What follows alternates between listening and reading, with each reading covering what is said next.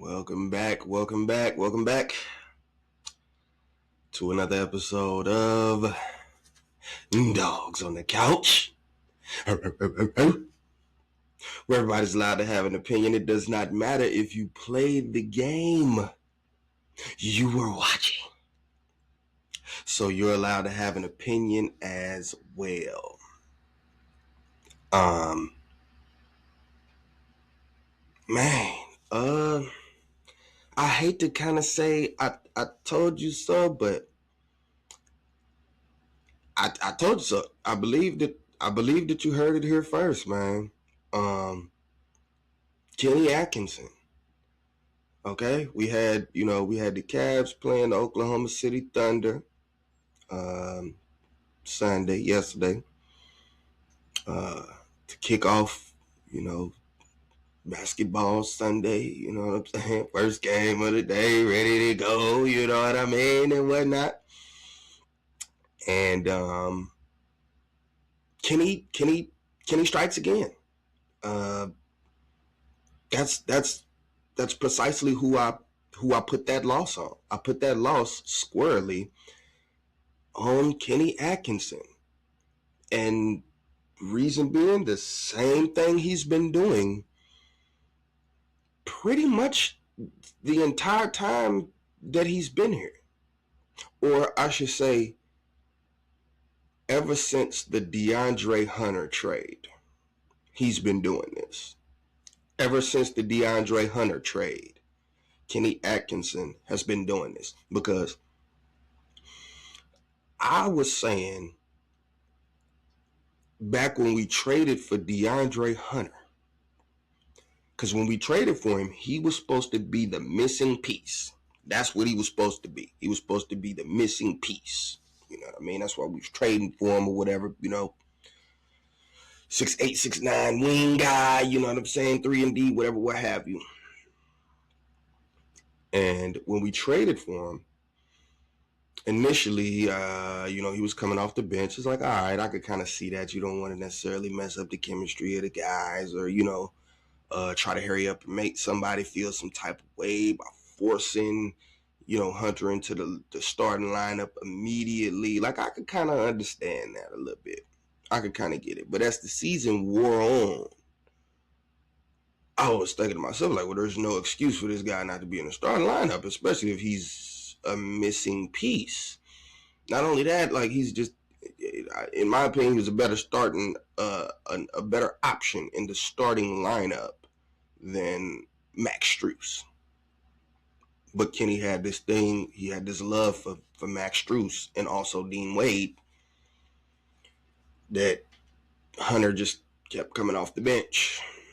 And then, if you ask me, I believe that stunted his growth, not only as a player, but, you know, like as a player for the Cleveland Cavaliers, so to speak. Because I felt like he could have grown, to even more than what he is, but he had to be afforded that opportunity. I felt like he was afforded more of an opportunity over there with the Hawks, and it seemed like it was, presented to him that, like, all right, well, you'll either be afforded the same opportunity here, if not even more of an opportunity here.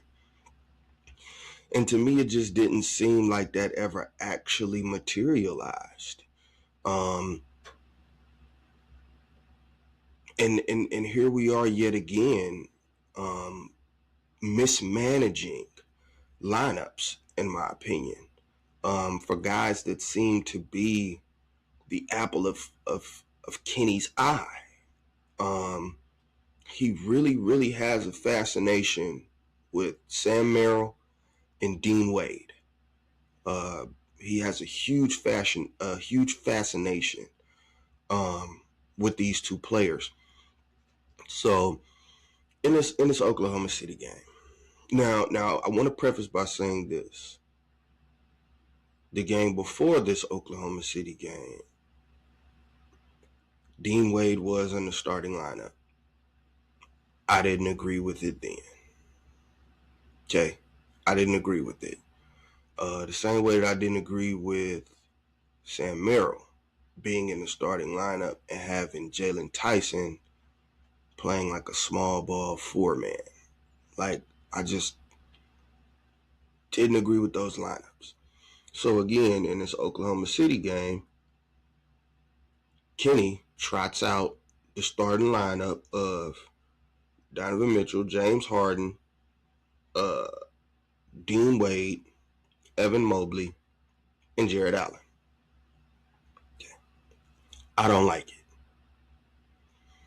See, if you had let's just use this for example. If you had been starting Dean Wade in that lineup where you were starting Sam Merrill and then having Jalen Tyson play the small ball for, if you had to replace Jalen Tyson with Dean Wade, then I would kind of like that lineup a little bit more. I feel like Dean Wade is more suited to play a 4-man spot than he is a 3-man. Like, I think 4 is pretty much like his only spot. Maybe sometimes he could play a small ball 5, but that is really pushing it. I think he's kind of stuck at that 4 position. I don't think he's good enough to deal with threes on the defensive end, like to deal with a small forward on the defensive end. I don't think he's good enough for that.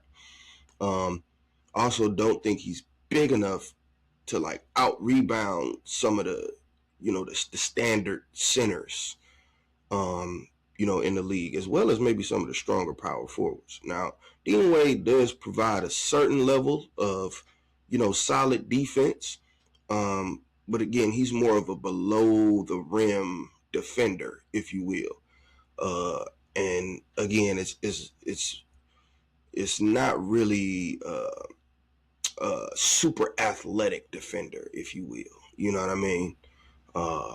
Like I say, more of an under the rim, defender kind of guy who gotta, slide those puppies, as one Kendrick Perkins would say. So I hated the starting lineup because you already got 2 bigs out there. You got Jared Allen and you got Evan Mobley. So in all the situations where I've complained about the other lineups where you have Sam Merrill starting, and I'm like, why you got all these little guards out there? Well, respectfully, when you got Jared Allen and Evan Mobley, not just one or the other, you got Jared Allen and Evan Mobley out there. Okay, well, this time I would have been cool with you starting Sam Merrill, because Evan Mobley provides the defense that, like basically you need to cover up for having having the little guard out there. Because I can't necessarily say James Harden is smaller, but I'm just saying, as far as like having the 3 guard set, the 3 guard lineup. I feel like when you got Jared Allen and Evan Mobley, it's a lot easier to run that 3 guard set that you like to run so much of, Kevin. You know what I mean? Instead of, essentially almost like a 4 guard set, or 3 guards and then a small forward and a center. Like, I would have been okay with you starting Sam Merrill in the lineup where you got Jared Allen and Evan Mobley. But I felt like you picking to start Dean Wade kind of took a little bit away from the offensive aspect. You know what I mean? Because, Dean Wade can hit some open shots. I just don't feel like he's as reliable as a Sam Merrill or a Jalen Tyson when it comes to hitting those shots. Does he have games where, he's kind of more lights out than others? Yes. But it's not necessarily on a consistent basis. I've never been the biggest Dean Wade fan. Again, he reminds me of like a Craig Porter Jr. type of player, where it's like he does, several things pretty good. There's nothing that he does great or exceptionally well. Like, there's not one thing you can hang your hat on and look and say, yeah, that's where he's making the impact on the game. You know what I mean? So I didn't understand it. I felt like if you're going to deploy, with all of your, having pretty much all of your guys outside of Max Strus, But pretty much having all of your guys available to you, even with Mobley being on the minutes restriction, he was still available to you, and you chose to put him in the starting line. You chose to put him in the starting lineup. So I feel like, again, if you're gonna do that, and you got your healthy pieces and whatnot, I feel like your best starting five with the pieces healthy minus Max Strus, I feel like your best starting five lineup is Donovan Mitchell, James Harden, Jalen Tyson, Evan Mobley, and Jarrett Allen. That's what I believe is your best starting lineup, your best five. To me, that's what your best five is. Okay? Because when you start Dean Wade, you kind of lose a little bit on offense. When you start Dean Wade right in the middle, right there, you kind of losing a little bit on offense. Dean Wade can't really necessarily handle the ball too much, you know what I'm saying? And then, like I say, when it comes to defending a wing, I don't feel like that's his strong suit. I don't feel like that's his specialty. You know what I mean? Like he can defend a little more as far as like post work is concerned, but like a three who's trying to take him off the dribble or something like that, I don't know. He got to slide them puppies. You know what I'm saying? And sometimes he might not be able to stay in front of a solid standard wing player. So again, and another one of the reasons that I feel like Jalen Tyson should be a part of that consistent starting lineup when you have your pieces healthy. The development that we've seen, the growth that we've seen, I don't think we should stunt that growth. I think we should reward it, in my personal opinion. So, like, if Dean Wade gets mad because his minutes are being scaled back some, I don't care. Because Jalen Tyson is not only the younger player, but he also has a higher ceiling. He has a higher upside. And with the growth just from year one to this year, I mean, I didn't even see Jalen Tyson being what he's been so far this year. So for me, it's like, why scale his minutes back? Because Dean Wade is healthy and can get on the court now all of a sudden. Okay, cool. We'll bring Dean Wade off the darn bench. Not Jalen Tyson. Jalen Tyson has earned the right to be considered in the starting lineup, especially when he can play what's more of his natural position, as opposed to the only time he can get in the starting lineup is when he's playing a four, when he's playing out of his natural position. Why is that the only time he can get into the starting lineup? I feel like Jalen Tyson's play this year has earned him at least consideration when we're trotting out a starting lineup. I think he at least needs to be considered in a lineup where, like I say, it includes Donovan Mitchell, James Harden, Jalen Tyson, Evan Mobley, and Jarrett Allen. I feel like with that lineup, you're equally yoked. Offensive firepower as well as defensive prowess. Okay? Because Jalen Tyson is a gritty defender. Not only that, but he's athletic as well. So he's gritty enough to try to survive against, some of those fours, even though I think he's at a slight disadvantage.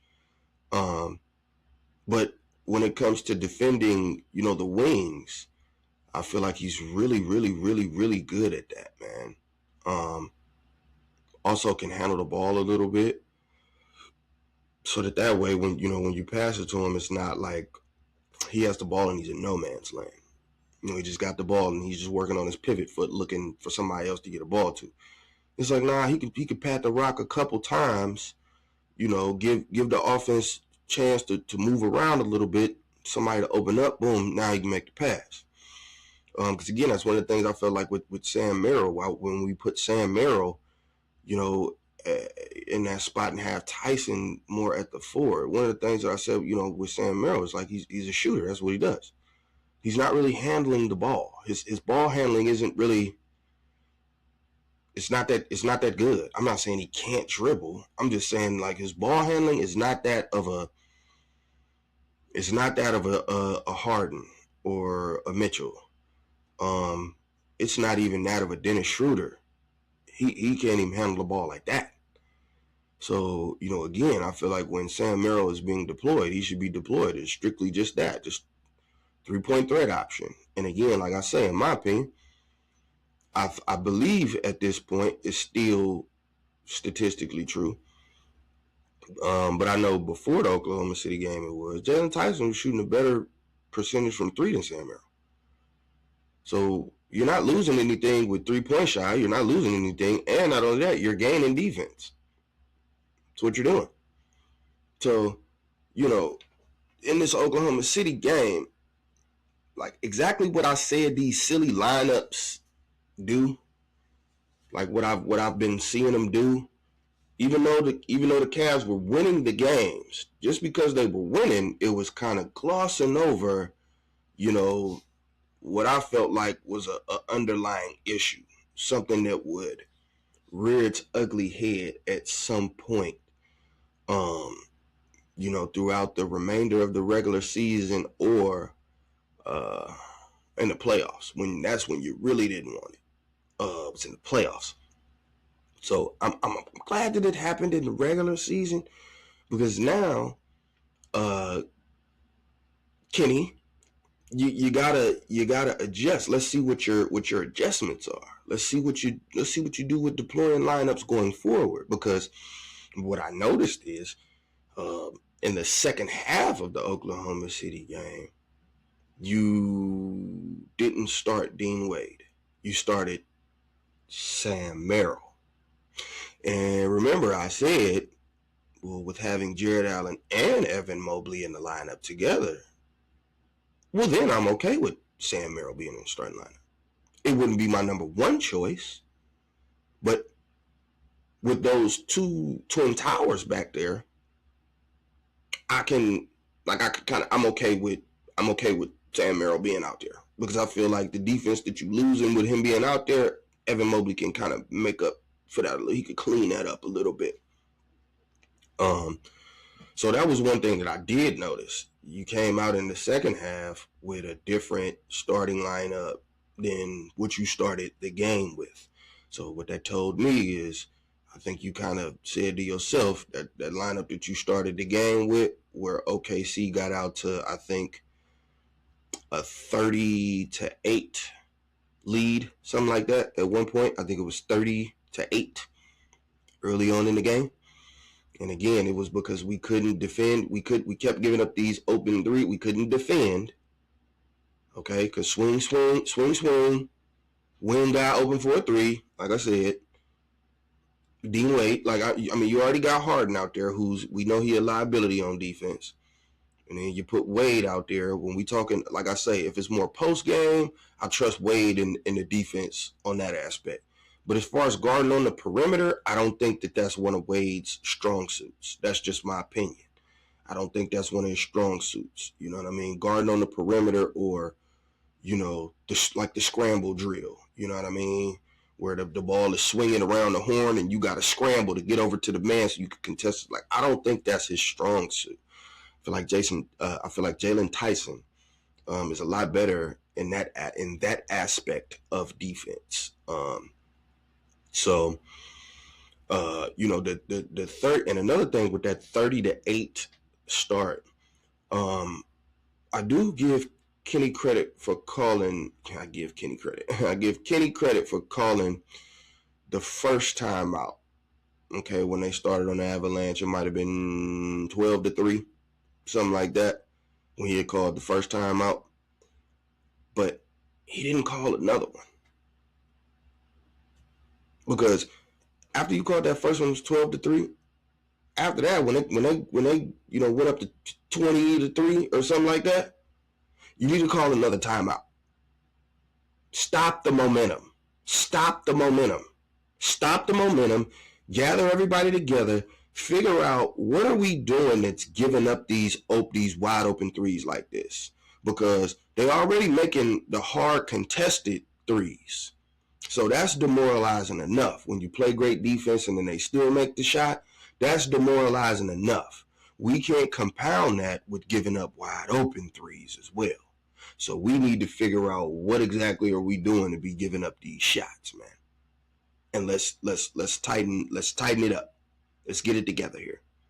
So I felt like, he should have burned another time out to stop the momentum, quiet the crowd some, try to get your guys settled in a bit, because you put them out there at a disadvantage with that weird line, with that weak lineup that you had. Okay, you put them at a disadvantage when you did that. That's how you get off to this 30-8 start for the game. Call timeout, man. Call timeout. That's one of the things that Doc Rivers is absolutely terrible at. He will refuse to call timeout. It's the first half, Kenny. You can't take them timeouts with you into the second half, man. Burn it. Because, in my opinion, and again, it's just, hindsight is always 20/20. But I felt like if you had burned another timeout, yeah, you would have used the timeout. You would have had few less to use. I understand. But I felt like the lead might not have ballooned to 30-8. Instead of the lead being 30-8, maybe the biggest that the lead ballooned to was 22-8 or 24-8. And so now when you're trying to come back, when you're doing your comeback, now that's like 6 to 8 points less that you have to worry about being accounted for in your comeback. But when you just let the snowball keep rolling and keep building and keep rolling and keep building, well, now you got this super huge deficit to try to come back from. And then, I said this before, I'm like, I don't think we should keep getting into these positions where we have to rely on these superhuman, heroic efforts from James Harden and Donovan Mitchell to win these ball games, especially in the regular season. In the playoffs, completely different story. You want to rely on your main guys. And sometimes it may take some Herculean efforts from those guys in order to get the job done. But the regular season?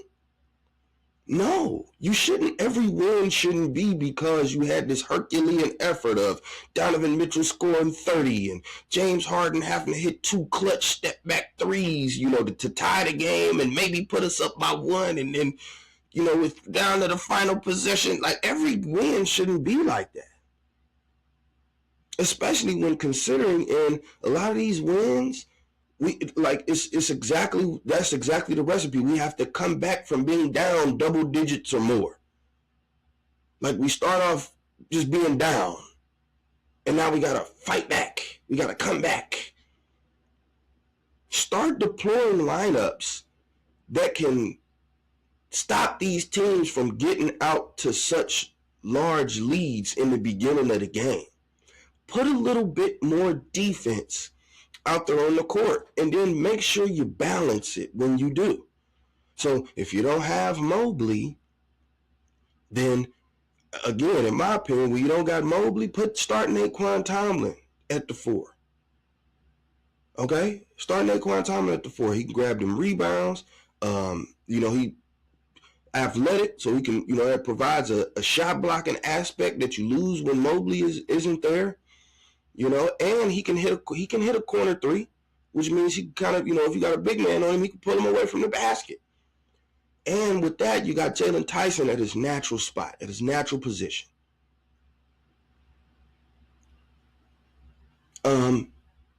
If Mobley's out and Wade is healthy, start Wade at the 4. Start Wade at the 4. Put Jared Allen. Start Wade at the 4, and put Jalen Tyson at the 3. Then you got Donovan Mitchell and James Harden.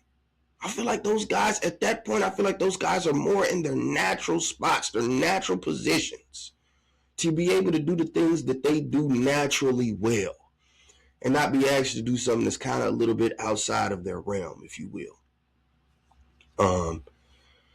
So yeah, man. Longer story, a little bit short. I don't think I got to make the video too long, because I really do think it's that simple. I've seen, people saying, "Oh, Evan Mobley, what was Evan Mobley doing?" And I've seen some people complain about, the final. There was a clutch shot. I think we were down 5 with about 40 something seconds left to go, and the ball ends up swinging over to Evan Mobley. When you watching TV, he was in the top corner, like almost in the top corner, not all the way in the corner, a little closer to the curve, but in the top corner. And Evan Mobley has a wide open look at a 3 over there, man, and he missed it. He just misses it. He just missed it. You got people, man, didn't want that to come down. The shot comes down to Mobley with a 3, and I got other people saying on Twitter, we might start talking about him as a bust and all this other crazy stuff. And again, in my opinion, all of this Evan Mobley stuff, that's skinny.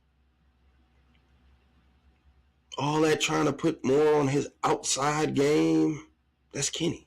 Trying to have him do all this handling of the ball and all this stuff like he Kevin Durant. He not Kevin Durant. In fact, I think he's more Kevin Garnett than he is Kevin Durant. I think he's Kevin Garnett without the in your face. He's Kevin Garnett without the roar. Like, that's what he is. So, can he make the threes? Yes. Do I think it should be a priority for him to get them up? No, I don't. And I think that's what Kenny's been trying to do with him this year, because we were being told all year last year, if the Cavs are to make that next step, Evan Mobley's going to have to take the leap.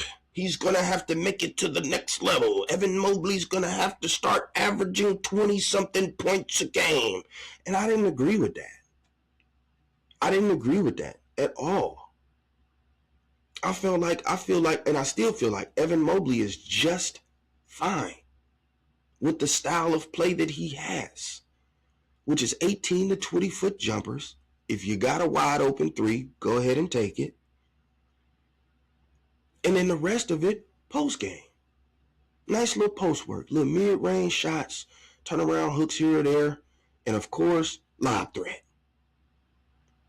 I feel like that's perfect for him. I don't feel like he has to try to do all this handling of the ball on the perimeter and shoot step-back 3s and transition 3s. I don't think Evan Mobley needs to be doing. I don't think that that's his game. I mean, after years and years and years and years of work, could that be a part of his bag? Yes. But as far as right now, I think it's more important for him to be good at what he's good at than for him to be trying to add stuff to his bag right now. Do that in the off season. Work on all that in the off season and then bring it to the season ready-made. But I don't feel like that's something he needs to be working on throughout the course of the season. No, do what you do well. Just do that. Do what you do well. That's what matters right now. Not working on your perimeter ball handling or your transition 3s or your step back 3s. I don't think that's part of what you need to be doing right now. And again, I credit that to Kenny.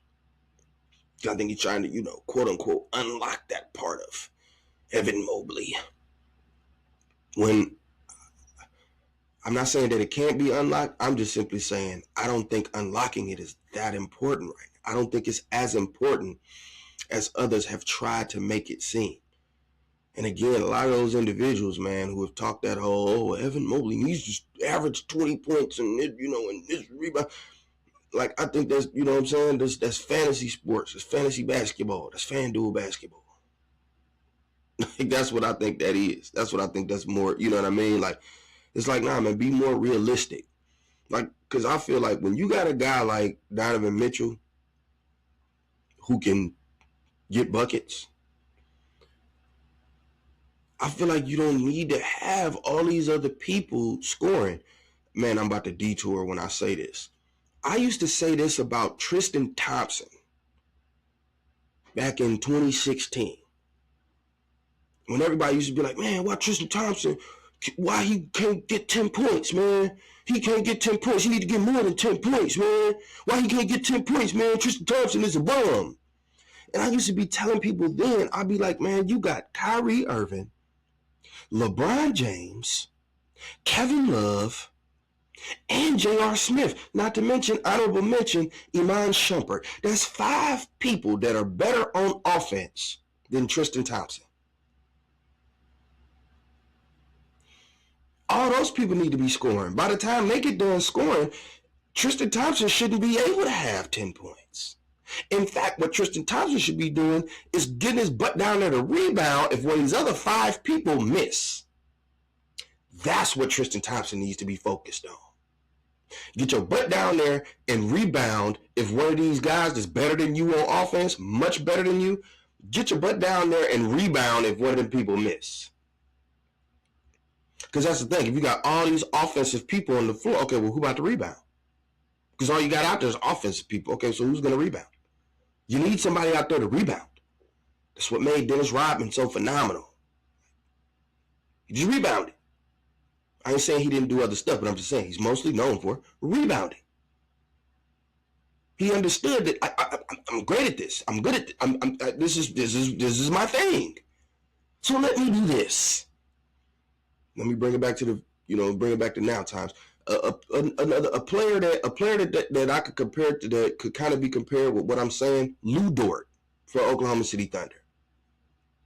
Lou Dort has been Lou Dort the entire time he's been in the league. Now, he's improved his shot a little bit from when he first got in the league. So when he first got in the league, it was like you kind of leave him open, and it wouldn't even matter. But over the course of time, he kind of developed it to where, I mean, you can leave him open, but he might make 1 or 2 of them, and then now you can't leave him open anymore. Okay? But he's still not this knockdown 3-point shooting guy that you worried about. Where you worried about Lou Dort is on the defensive side of the basketball. Because he plays defense extremely well. He plays wing defense extremely well. Also help defense.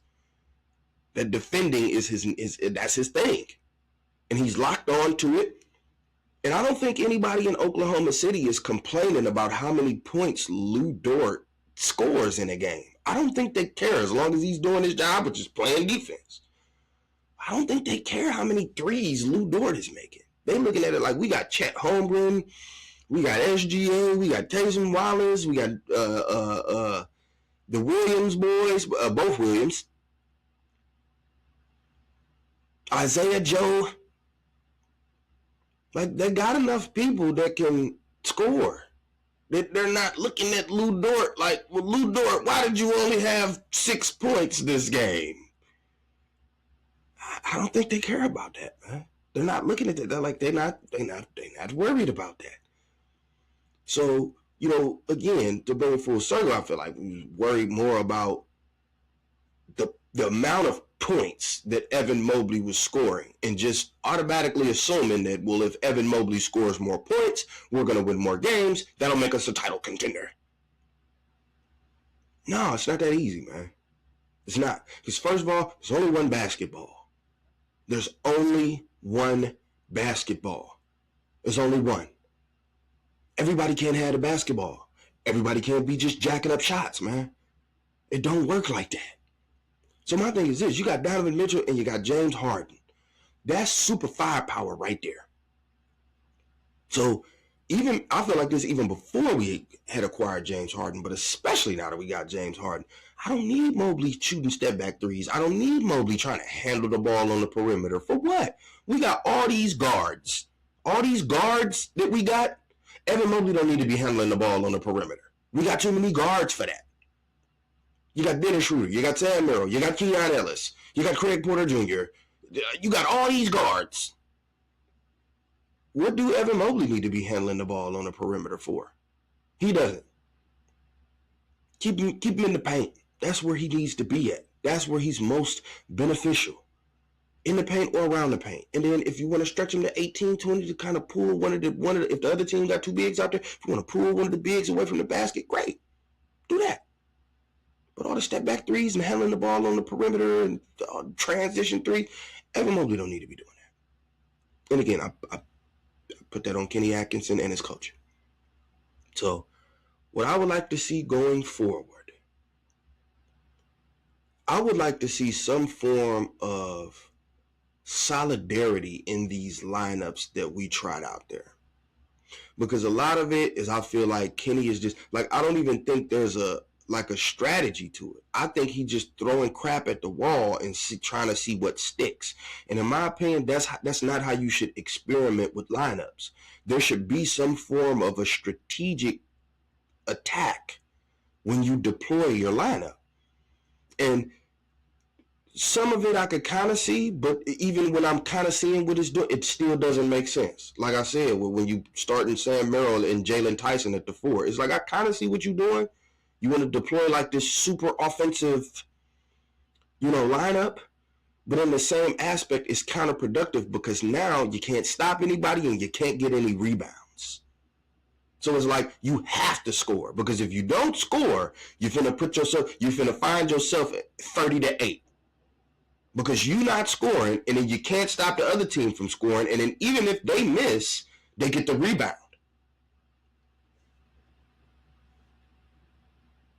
So, like, in my opinion, it's counterproductive. Even if you did say that you had a strategy, it's like, nah, think it all the way through, man. Put a little bit more balance into your lineups. Put a little bit more balance into your lineups. And if anything, starting lineups, think more defensive minded to start the game. That way you don't keep getting down in these large deficits to start off the game, and then you gotta fight back it feels like you spend the entire game fighting back. You're down 20, okay, then you fight, and you cut it to 14, and they take it back up to 26, and now you gotta call timeout. Then you throw some other crap lineup out there. But what's so crazy is when you put the defensive lineups out there, that's when you start making your comebacks. Because one of the lineups, even though I don't like these two guys being on the court together at the same time, Keon Ellis and Dennis Schroeder, in this Oklahoma City game, was a couple lineups that you deployed that had both of those guys on the court at the same time. But because of, their peskiness, on defense, their agitation, you know what I mean? That is one thing that Schroeder would do on defense, man. Like, he'd get up in you. Like, you know what I'm saying? He won't give you room to breathe. You know what I mean? And Keon Ellis plays the passing lanes very, very well, as well as being a good on-ball defender. So you was getting some, just turnovers and then wide open layup for Keon Ellis down there at the other end because he played the passing lane. Or Schroeder got up in somebody and they lost the ball and he was able to scoop it up and lay it in. Things of that nature. So in my opinion, Kenny, maybe start focusing a little bit more on balancing your lineup. And if your lineup has to be unbalanced, start the game off unbalanced in favor of defense as opposed to offense. Because I feel like you have enough offensive firepower. Like, you have offensive firepower. That's how you able to come back after being down 30-8. Get the Brooklyn Nets down 38, they're not coming back. So you got the offensive firepower. Stop putting your guys at a disadvantage, man, and roll out a little bit more defense in those lineups. That way guys don't get behind the 8 ball and then they got to do this super Herculean stuff to come back. So, in my opinion, right now, in closing, it is not Evan Mobley. Leave Evan Mobley alone. Please don't say nothing about James Harden, okay? Because James Harden has been spectacular the entire time he's been here. Leave it. I ain't heard nothing about Donovan Mitchell, but please don't start talking about Donovan Mitchell. If you ask me, Donovan Mitchell needs to be in the MVP conversation, okay? Y'all want, instead of putting Donovan Mitchell in the MVP conversation, You want them to remove the 65 game rule? You want them to remove that rule so that they could consider SGA and Nikola Jokic. No. How are you the most valuable player, man, and you missed half the season? How are you the most valuable player if you only played 47 games out of 82? How are you the most valuable player? Because if you was, how did the team get by with all them other games where you wasn't there? In my opinion, that automatically disqualifies you from being the most valuable player. Because the basketball I grew up watching, I don't think you could find the most valuable player that was picked where the guy missed half the season. No. Our guys were playing 82 games back then. Okay? Like they was playing all 82, man. So my thing is this, we already know y'all not going to play all 82. We already know that. That's why the rule was put in the first place. To stop giving all these awards to people that ain't even playing. Like they're not even playing. Guy played 13 games, but he was all NBA first team. No, how? You only played 13 games. How? At that point, it's just a popularity contest. And we're not actually going with what's going on the basketball court. Let's go with what's going on the basketball court, man. And what's going on is some of these people that y'all trying to put in the conversation, they're not out there on the court. So, in my opinion, it's Kenny. It starts with Kenny. It ends with Kenny. Because again, I feel like if JB Bickerstaff had what Kenny has right now, it would be no question NBA Finals. Now, you might not win, but it would be no question, oh, they're going to the finals. Because look at what he's doing with Cade Cunningham and the Thompson twin. Because I was going to say nothing else, but I like the Thompson twin. Hard-nosed, gritty. And I think he's going to develop his offensive game, as time goes on, man. So, yeah, Kenny, been saying it for the longest, man. Ball's in your court. You have to start figuring these lineups out, man. And if I was you, I'd try to get it together before the playoffs come. Because if we get put out before the Eastern Conference Finals, I'm not going to be the only one saying that you need to be fired. Dogs on the couch, signing off.